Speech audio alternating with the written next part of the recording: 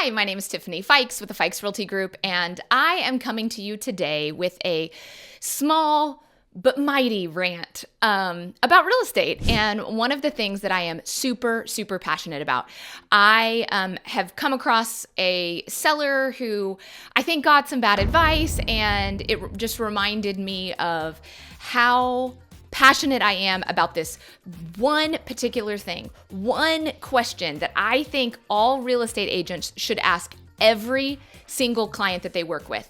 And one of my biggest regrets in life was that I wasn't asked this question. And I wish I had kept my first house. One of the first things we always ask people when they sit down with us and say they want to sell is, do you have to sell this house? Because most people just think, I need to sell to buy the next house. And they don't think about wealth building strategies or how to make the best financial decision for themselves. And the answer is rarely, yes, I should keep this house. But if you don't ask the question, you never know.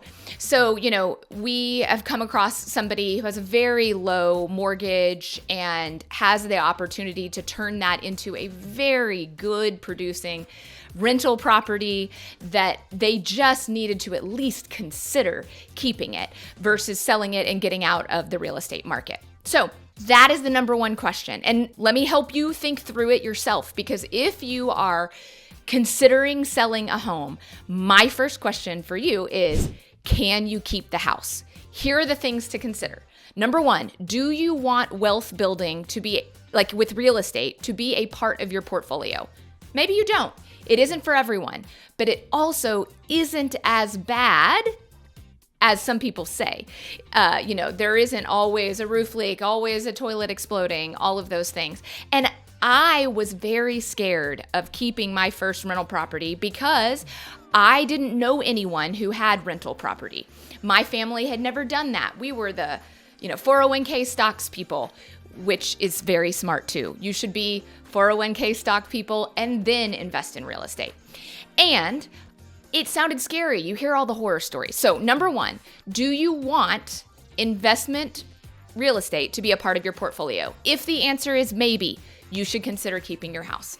Number two, can you afford a new house while keeping the other house?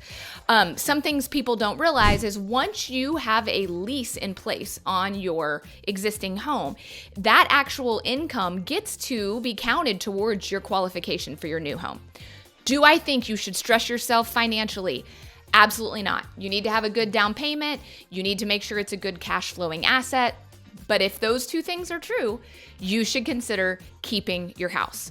And then number three, do you understand how rental property works? And that is one of the things that our team does a very good job in educating you.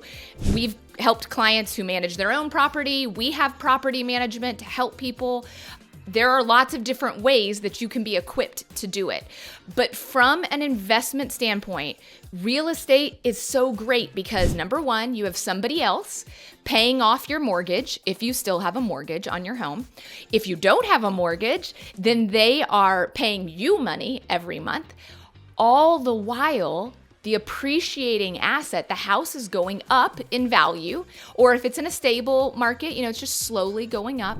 But over time, real estate goes up in an upward trajectory. So should you keep it for a year? Probably not. But if you are thinking, I want to keep this for 10 years, you are almost guaranteed an upward trajectory on the value of the asset. So that goes up, your mortgage goes down, which is more money to your net worth sheet, and you're receiving cash every month. So think about it. The answer doesn't have to be yes, but I am super passionate about you asking the question, can I keep this house instead of selling it?